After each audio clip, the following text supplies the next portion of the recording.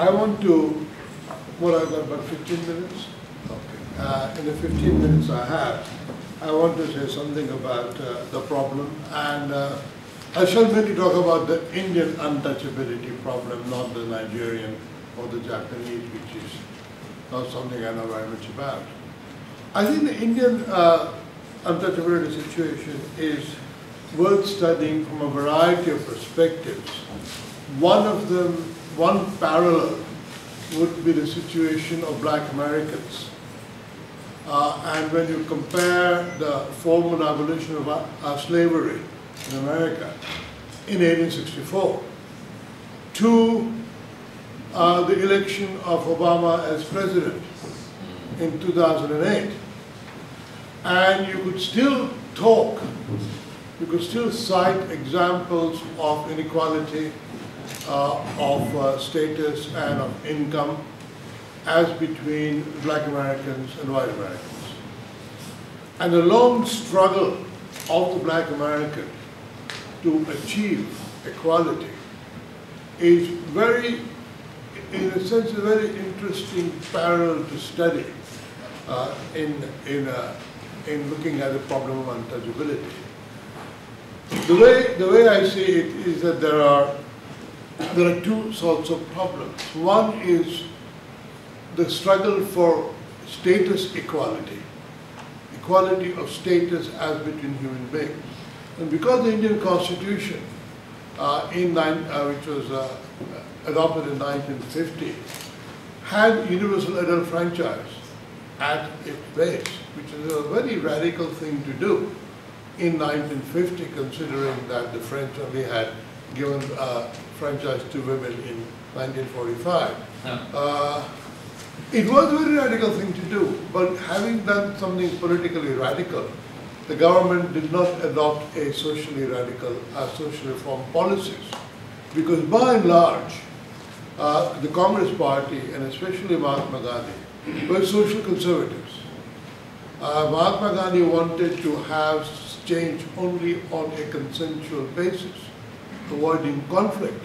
And in a sense, he would only agree to do various things about untouchability if all caste Hindus agree.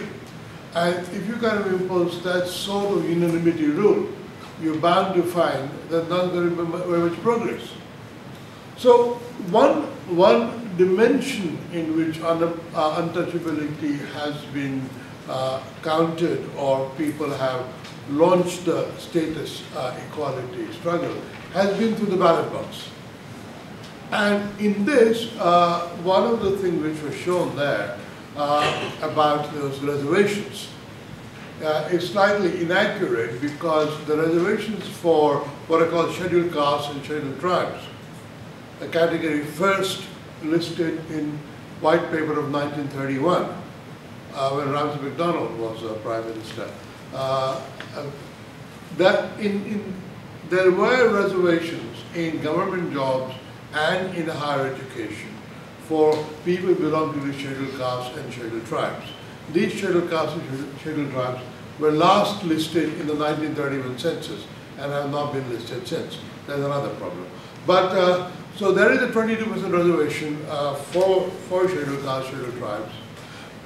What crucially happened about 20 years ago in India is that the category known as other backward castes, castes which are not in the top 3 castes, which are supposed to be twice more, there was a political coalition between the other backward castes and the untouchables, who had a problem about status inequality vis-a-vis the upper castes. The man who became was for 3 terms, the Chief Minister of Bihar, another very large state, man called Lalu Prasad Yadav, who was a backward caste person. And he remembers how he was beaten up by the upper caste people for wearing a clean shirt after having had a bath. So there were the varieties of oppressions by the upper caste on the lower caste, and especially in rural India, these sorts of oppressions can be carried on because there is a power monopoly in hands of the upper caste. And the government, democratically elected governments, also had the leadership firmly in the hands of the upper caste. So one thing which has happened is basically on the status wars, the coalition between other backward castes and the scheduled caste, scheduled tribes has led to some correction of the status inequality. I'm saying some correction because obviously there's a long way to go. But the fact, as we mentioned, that Babu mentioned that there was a untouchable president, a man called Narayanan, who came to LSE to do a degree before he went back and joined the Foreign Service. That is currently the Speaker of the Lok Sabha in India, elected about 2 days ago. Is an untouchable woman. Her father-in-law was a major Congress untouchable leader called Jagjivan Ram. She's called Meera Kamal. She's a speaker. And of course the Chief Minister of UP, of Uttar Pradesh, is Ms. Mayawati, who is well known as an iconic. Now these people are actually playing within the rules and seeking political office as a way of making some change. And obviously, I've been a member of the Labour Party for 37 years. Obviously, through politics, you are forced into certain kind of non-radical strategies to make change. But change happens, but change is not radical.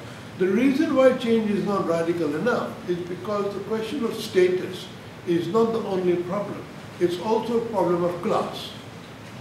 A problem of class because in terms of access to assets, especially land, the Dalits are very deprived. Indeed, in some parts of North India, the other backward castes are often the oppressors of Dalits when it comes to the employment relationship, because they are the cultivators and the Dalits are landless workers. So you have so you have a grid of status and class which complicate the problem in a variety of ways. And of course, which is why conversion doesn't actually solve the problem.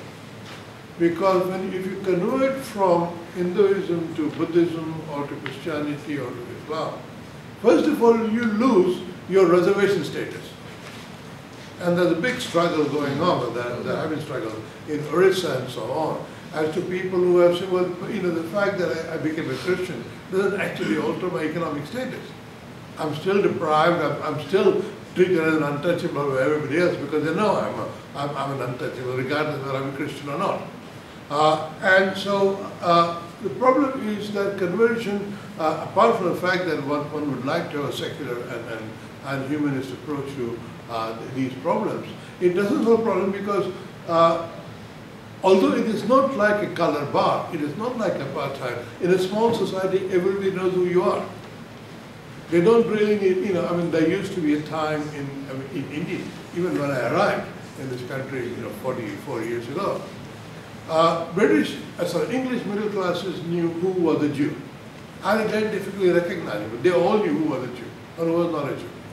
Even in polite society, it's like that. In a society, people have ways of finding out who is untouchable. Indeed, when Mayawati became chief minister in a UP coalition government along with an upper caste party, they used to wash out the cabinet room after every cabinet meeting. When I said this on Indian television last month, it was shocked and hotly denied by the BJP, but it is true. Now, it is these sorts of problems in which we have not had a uplifting of the class status of the Dalits, of the untouchables, because in a sense, the access to land has not improved, and the other dimension which would improve their access to better jobs, education, is also not improved in rural North India.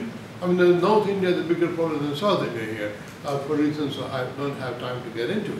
But it is that because the government failed to do very much about primary and secondary education and about female literacy for a number of years. Only recently has universal primary education been adopted as a goal by by the government, despite it being one of the rights in the Constitution. So, without access to education, and it is not so much the reservation in institutions of higher education. Yes, that is good. But what really matters is whether at the bottom you have good primary school education, good secondary education, because quite a lot of the reserved slots are left empty because there are not enough people qualified to fill them. Why not? Because there are a lot of what we would call dropout rates. Here, for example, in British public life, we did a lot of, we're still doing a lot of work about underachievement, about dropout rates, about relative performance of different communities. That sort of approach has not yet been adopted in India. So, one of the things we need is a sustained campaign about improving the primary and secondary education, the dropout rate, the quality of education, and so on. And although urban India is a bit better than rural India, and discrimination is less in urban India than rural India, even then people know by names or by last names and so on who is or who is not untouchable. So one thing is improving the education access to people, and then where possible to improve access to land, and if not, have sufficient development, sufficient industrial development, so people can go and take up industrial jobs, which is a third dimension in which India has lacked, because what is called socialism in India protects jobs for highly unionized workers, and it prevents firms from expanding jobs. So what happens is a very small amount of the industrial labor force is protected, about 7% of the total labor force. And a vast amount of labor force is not protected, because that is labor legislation prevents people from building large factories. That's another anomaly. So anyway, the point is that the way we perceive this issue is partly in parallel with other such struggles for status equality and reduction of class inequality. Another dramatic example is the position of Native Americans in America. And if one looked at the position of Native Americans, American Indians, one would realize that they are even more ghettoized than American blacks. And again, that is where the languages were destroyed for a long time, and they suffered a massive persecution. So we have to pick up parallels with those other communities and look at the problem in terms of status wars and class wars. And status wars eventually only are formal, because politically everybody has formal equality in terms of right to vote. And perhaps one would get status equality in terms of being able to enter temples or drink water or whatever else. But then there will still remain the problem of poverty. The problem of economic inequality will persist until we improve the access to good jobs, to resources by which people can cultivate land or can start their own business and so on, and especially about the issue of women's literacy and women's equality. I just want to add one more thing and then I'll sit down, which is the problem of castes within the Dalits. Indian society, Hindu society is such an amazingly complex hierarchical system that everywhere it creates cellular divisions and subdivisions and ranks them by status. Even Muslims have caste in India and Christians have caste, but that's another story. And one of the charges has been made is that a lot of the legislation, in the Constitution, abolition of untouchability and the reservation, has helped the upper layer of the Dalits. It's called the creamy layer problem. The creamy layer has been helped, but the rest of it has not been helped. So you suddenly realize that the inequality is a very, very complex thing. On one hand, there is a broad status inequality between touchables and untouchables, and then within untouchables, there are kind of Brahmin untouchables and untouchable untouchables, and you have the problem. In the south of India, there was over 100 years and more a very strong anti-Brahmin struggle, anti-religious struggle. And that is why in the south the situation is marginally better than in the north, because of social conservatism which is North India, is less present in South India, and there have been remarkable people like Ramaswamy Naikar and Jyotirao Phule, who have been struggling, who struggled over a number of years to establish a atheistic, rational, anti-religious ideology. And although it is losing ground, it is time that we kept up that sort of, revived that sort of anti-religious ideology, because that would be one of the weapons in the struggle for Dalit uplift. Thank you.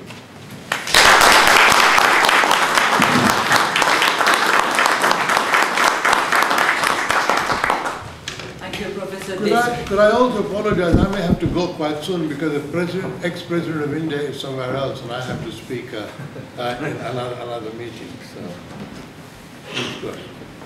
Thank you, Professor Desai, for reminding us about the situation in India.